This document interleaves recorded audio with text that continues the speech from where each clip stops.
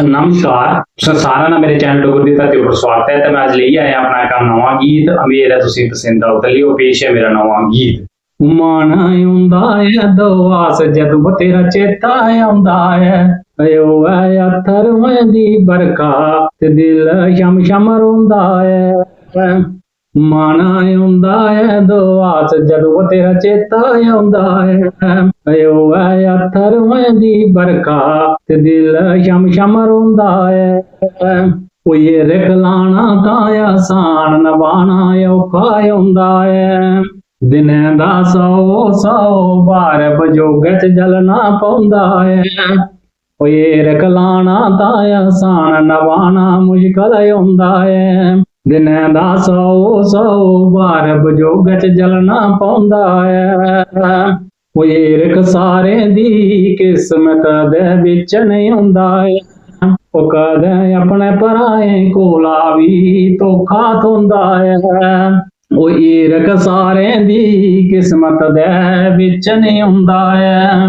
ਕਦੇ ਕਦੇ ਆਪਣੇ ਪਰਾਏ ਕੋਲਾ ਧੋਖਾ ਥੋਂਦਾ ਹੈ। ਕਦੇ ਕਦੇ ਆਪਣੇ ਪਰਾਏ ਕੋਲਾ ਧੋਖਾ ਥੋਂਦਾ ਹੈ।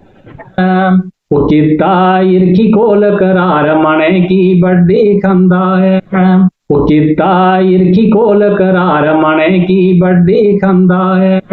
ये दिन चेता तक करांदा ते राती सोना नहीं दिंदा है। ये दिन चेता भी करांदा ते राती सोना नहीं दिंदा है। वो पीड़ा लखां चलना पौंदियां जेड़ा दिल लांदा है। वो पीड़ा लखां चलना पौंदियां जेड़ा दिल लांदा है।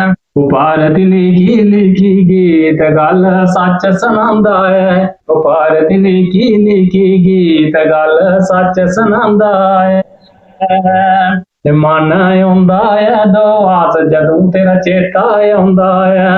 ओए अत्थर दी बरखा ते दिल शम शम रोंदा है। ओए अत्थर दी बरखा ते दिल शम शम रोंदा है।